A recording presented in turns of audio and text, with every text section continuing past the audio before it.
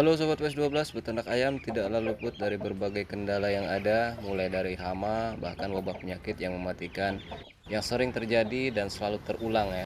Dan tentunya tidak akan mengenal dari segi harga, mau ayam dengan harga puluhan ribu, bahkan sampai harga ayam dengan puluhan juta juga. Jika sudah terjangkit wabah penyakit, itu tandanya harus segera diatasi dengan diperbaikinya pola pemeliharaan atau mengantisipasinya dengan sebaik mungkin ya. Bahkan itu sudah menjadi musuh utama para peternak yang pastinya akan sangat merugikan. Apalagi pas tiba musim pancaroba, sebentar panas dan tiba-tiba turun hujan. Bagi sebagian peternak mungkin sudah punya cara sendiri untuk mengantisipasi seperti halnya program vaksinasi. Tetapi sebagian peternak lain mungkin juga masih mencari-cari bagaimana solusinya. Dan hal ini yang menimbulkan perdebatan pendapat yang ditimbulkan oleh beberapa persepsi dari beberapa pengalaman peternak ya. Ada pendapat mungkin saya kategorikan sebagai pendapat pertama yang menganggap bahwa vaksinasi ayam tidak penting karena anggapannya tanpa vaksinasi ayam tetap sehat, cukup dengan campuran herbal tertentu. Nah, yang pendapat kedua mengatakan bahwa vaksinasi pada ayam itu sangat penting karena herbal tidaklah cukup ampuh menangkal serangan penyakit yang mematikan. Lalu pendapat yang ketiga, ada juga yang berpendapat vaksinasi itu tidak terlalu penting ya, karena induk ayam sudah menurunkan sistem kekebalan tubuh pada anaknya. Namun pertanyaannya, apakah sesimpel itu? Nah, sobat sendiri memiliki pendapat yang mana coba? Silahkan tulis di kolom komentar.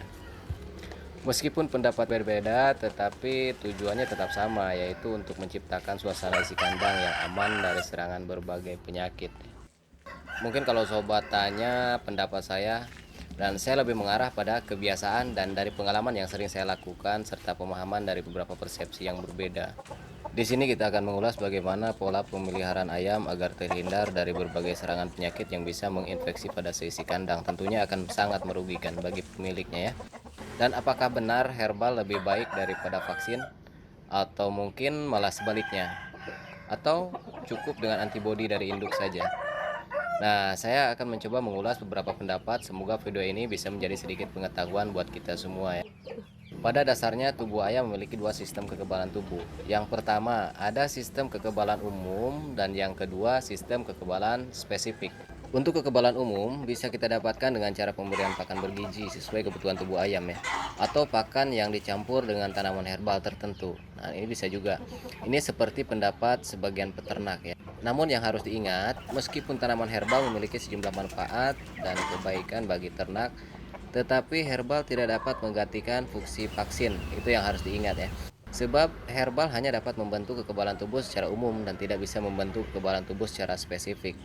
Tanaman herbal memang dibutuhkan tubuh, tetapi vaksin juga sangat dibutuhkan. Sebagai contoh, ada beberapa penyakit menular serius yang tidak dapat diobati hanya dengan pemberian herbal.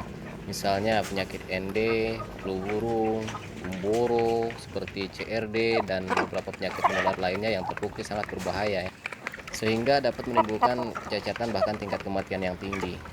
Nah, untuk penyakit yang ringan, herbal memang masih bisa mengatasi kondisi tersebut.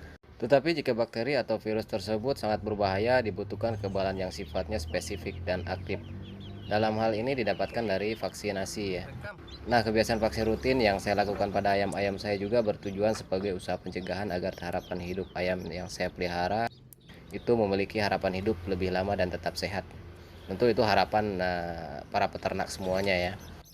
Jadi vaksinasi itu merupakan cara paling awal dalam usaha pencegahan terhadap masuknya penyakit tertentu ke tubuh ayam, dan herbal sebagai pendukungnya untuk menjaga tubuh ayam agar tetap sehat. Intinya, herbal dan vaksinasi sangat dibutuhkan dan sebaiknya diterapkan keduanya. Itu bisa kita jadikan sebagai bentuk dari optimasi pencegahan dari berbagai serangan penyakit yang sangat mematikan. Jadi keduanya harus diberikan secara paralel. Lalu bagaimana dengan pendapat lain yang menganggap vaksin tidak terlalu penting? Dengan alasan sudah diwariskan oleh induknya. Untuk pendapat yang ini mungkin sedikit berbeda ya. Anak ayam yang menetas sudah memiliki sistem kekebalan tubuh yang diwariskan oleh induknya, yaitu namanya maternal antibody.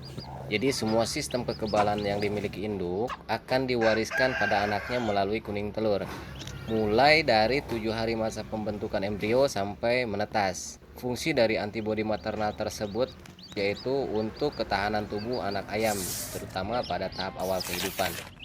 Jadi sisa kuning telur yang masih menempel pada anak ayam setelah menetas masih mengandung antibodi maternal sebesar 7%. Nah, antibodi maternal ini yang paling berperan pada DOC karena sangat mempengaruhi status kesehatannya. Namun harus sobat ingat, antibodi maternal hanya berlangsung sampai antibodinya habis, yaitu sekitar 7-20 hari setelah menetas. Jadi anak ayam yang antibodi asal induknya telah hilang, jika tidak divaksin akan sangat rentan terinfeksi berbagai penyakit di alam. Oleh karena itu perlu dilakukan vaksinasi sebagai benteng pencegahan awal dari serangan penyakit tertentu pada anak ayam. Memang vaksinasi itu bukan jaminan ayam tidak mengalami sakit atau bahkan mengalami kematian. Tetapi vaksinasi merupakan salah satu cara paling awal dalam pencegahan masuknya penyakit ke tubuh ayam, sehingga dapat lebih cepat mencegah ayam terinfeksi penyakit yang mematikan.